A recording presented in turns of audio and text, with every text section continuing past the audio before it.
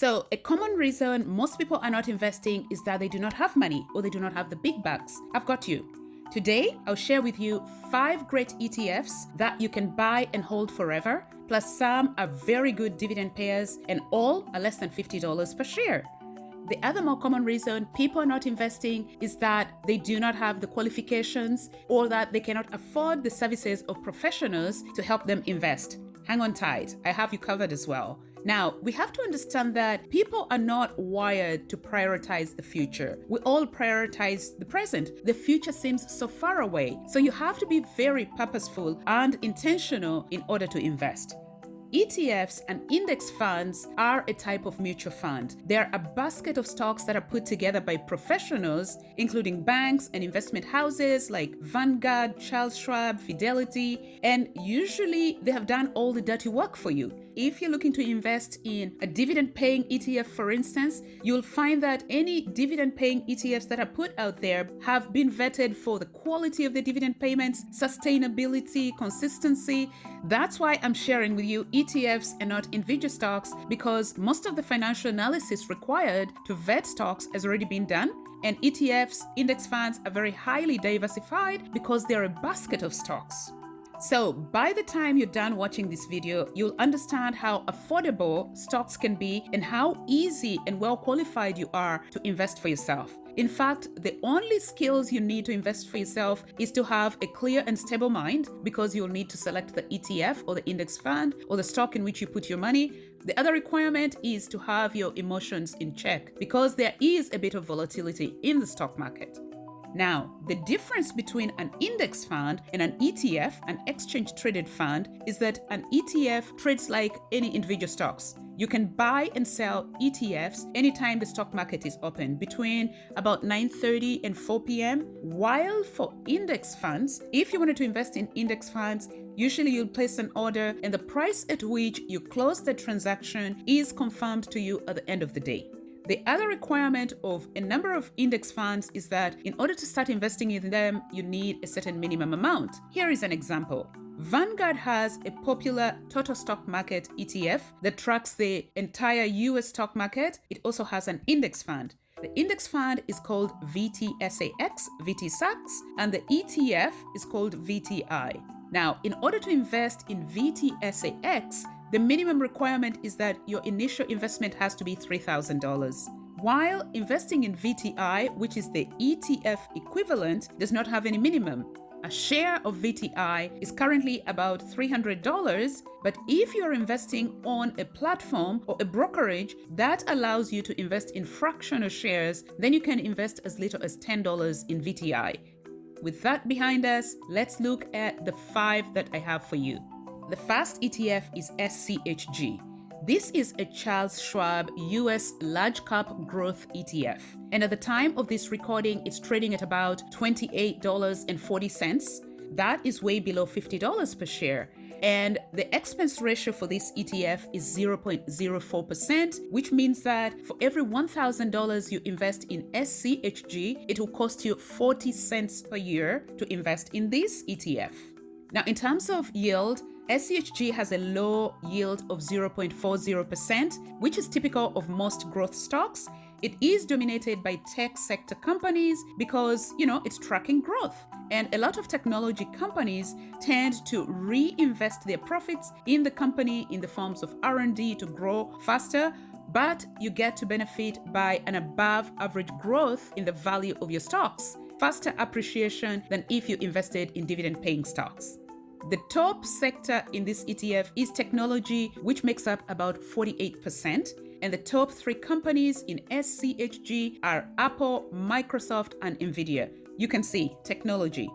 SCHG is made up of more than 220 stocks or holdings, and in terms of performance, it has done very well this year. If you've paid attention to the market news, you know that the stock markets have been doing very well. So it has a 36% return year to date, and over the last 3 years, it has returned about 13%, which is slightly above average. The average return of the S&P 500 annually is about 10%. So this is a great ETF if you're looking to invest in growth stocks. if you had $140 or $150, you could pick up 5 stocks of SCHG today and be on your merry way investing in the stock market. The second ETF is SCHD. This is another Charles Schwab ETF. It is a US dividend ETF. At the time of this recording, the share price is $27.40, and it has an expense ratio of 0.06%, meaning it would cost you 60 cents for every $1,000 you invest in the stock market in this specific ETF. So in order for a stock to make it into this ETF, it must meet some very strict criteria. At a minimum, it must have a market capitalization of 500 million. It must have paid dividends consistently for the last 10 years. It must have a 5-year CAGR, compound annual growth rate. So you can see how all your work is being done for you. Instead of you analyzing stocks for all these criteria, this is being done for you and packaged into a single ETF. SCHD is very popular among dividend investors and DIY investors for a good reason. It's a great dividend pair and has a TTM yield of about 3.3%. TTM is trailing 12-month yield of about 3.3%. That's a good dividend pair. So when talking about ETF yields, we tend to use TTM yields or trailing 12-month because dividend payments on ETFs tends not to be consistent from month to month or quarter to quarter because ETFs are a bundle of stocks. And the many stocks that are put into these ETFs do not always give adequate or sufficient or advance warning when they're changing their dividend payments. So in order to have a reasonable monthly yield, you add up all the dividend payments over the last 12 months and then divide by 12 in order to come up with a TTM yield or a trailing 12-month yield. The top 3 sectors in this ETF are financials, healthcare, and consumer defensives. Financials make up about 20%, no surprises there, because the financial sector tends to be a great dividend pair. The top 4 companies in this ETF are Cisco, BlackRock, Bristol-Myers Squibb, and Home Depot. Each make up about 5%, I think less than 5%, which is a very well-balanced ETF when individual companies within it are capped at a certain rate so they do not dominate the ETF. SCHD is made up of 103 holdings or stocks and has a net asset of about 68 billion. SCHD has returned about 10% year to date, but has returned a slightly unimpressive 5% over the last 3 years. So if you're looking for a good dividend paying ETF with potential for good growth in the future, this is an ETF for you to consider. If you had $150, you could quite easily pick up 5 stocks and be on your way and then add to it maybe 1 share per week or 1 share per month. The hardest part about investing is getting started. Once you get started, you'll find that you'll stick to it. As your portfolio grows, you get motivated to put in more money. Now, full disclosure, I own both SCHG and SCHD in my portfolio. So please conduct your own research before you jump in and invest in these ETFs because that would be a conflict for me. I don't want to come across as someone who is pushing or pumping my own stocks. Something else to note about these 2 stocks is that Charles Schwab had a major stock split in October, and both of these stocks were subject to the stock splits. SCHG was trading at about $103 before the stock split, and then it had a 4-for-1 split in October. That's what brought the price down to about $27 right now. I previously did not have SCHG until after the stock split. Then I started a new position in SCHG. I've held SCHD for about 2 years now, but before the stock split, it was trading at about $85 per share. So the current price you see for SCHD, $27.50, is as a result of a 3-for-1 stock split in October. So now both SCHG and SCHD are quite affordable at less than $30 per share. Now for a bit of housekeeping before we look at the remaining 3. If you enjoy content like this, please consider liking this video and subscribing to my channel. It encourages me to continue making these videos. Also, YouTube algorithm uses the likes and subscriber counts to circulate a video more widely. I'm hoping that by sharing my investment journey, I'll be able to encourage more people to invest for themselves. Also, as always, please remember this video is meant for educational and entertainment purposes and does not constitute financial advice. Please complete your own research before you pick an ETF or a stock to invest in. Let's continue. The third ETF is SPHD. SPHD is an Invesco ETF. This is the Invesco S&P 500 High Dividend Low Volatility ETF. So if you're interested in investing in the stock market in dividend-paying stocks, and yet you're nervous about market volatility or market risk, this is the ETF for you. At the time of this recording, the share price for SPHD is $48.50, so just below the $50 threshold there, but it is still a great ETF because it's picking the best dividend payers from the S&P 500, the 500 largest companies in the US.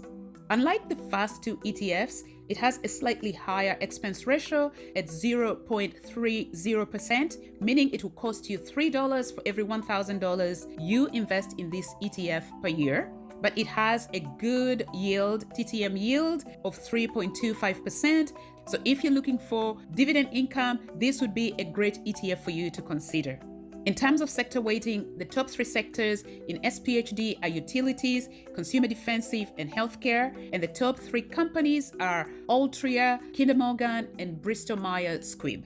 The top three companies collectively make up about 10% of the ETF. So that's a fairly balanced ETF. In total, SPHD is made up of 52 stocks, so a little less diversified than the first two, but it has quality dividend payers because it's picking from the S&P 500 companies. So the best 52 dividend payers in the S&P 500. The ETF has had a return of 18% year to date and about 7.5% over the last 3 years. So a fairly good performance if you ask. If you had $150, you could pick up 3 stocks of this ETF to start your portfolio and then keep adding on gradually every month or every week until you build a decent sized portfolio. You can see now how you can get into the market acquiring quality stocks, not at exorbitant prices. With $200 or $100 or $300, you can pick up 6 stocks, or even with $100, you can pick up 3 stocks in an exchange traded fund that gives you access to multiple stocks, to many stocks, a highly diversified product, an ETF. The fourth ETF is XIC. XIC is a BlackRock iShare composite ETF that tracks the entire Canadian market. At the time of this recording, a share of XIC is $40 Canadian, and it has an expense ratio of 0.06%. So again, for every $1,000 you invest in XIC, it would cost you 60 cents per year to invest in this ETF. XIC has a decent yield of 2.53%. And so I hold it in my portfolio as part of my dividend paying stocks, even though technically it is not a dividend paying stock. I hold it in my portfolio as part of my dividend stocks because it tracks the Canadian market, which is dominated by the financial sector. And we all know that the financial sector is a great dividend paying sector. The top 3 sectors in this ETF are financials, energy, and industrials, which are a mirror image of the Canadian economy, dominated by its big 5 banks. The top 4 companies in this ETF are the Royal Bank of Canada, Shopify, TD Canada Trust, and Enbridge. The ETF is made up of about 220 stocks, so very highly diversified, and it has returned about 21% year to date and about 10% over the last 3 years. So a very good ETF to add to any portfolio. To be clear, XIC is listed in the Canadian market. It's not like the first 3 ETFs that are listed in the US market. Last but not least is XEI. XEI is another BlackRock iShare ETF. It's the iShare S&P TSX Composite ETF, and it tracks the highest dividend payers in the Canadian market. At the time of this recording, the share price of this ETF is about $27, and it has an expense ratio of 0.22%. It would cost you about $2.20 for every $1,000 you invest in XEI per year. It's also a monthly dividend payer. So if you're looking for income, this would be one of those for you. Again, it's listed in the Canadian market, so the $27 per share is in Canadian dollars. As a high dividend ETF, it has a great TTM yield of 4.9%. The top 3 sectors in this ETF are energy, financials, and utilities, which make up about 75% of the ETF. And the top 4 companies in this ETF are Suncor, Enbridge, TC Energy, and Canadian Natural Resources, which each make up over 5% of the ETF. XEI is a well-diversified ETF with 75 of the best dividend payers in the Canadian market with nearly $2 billion in net assets. I hope you enjoyed this video and found it helpful. If you did, please consider liking and subscribing. Thank you for watching.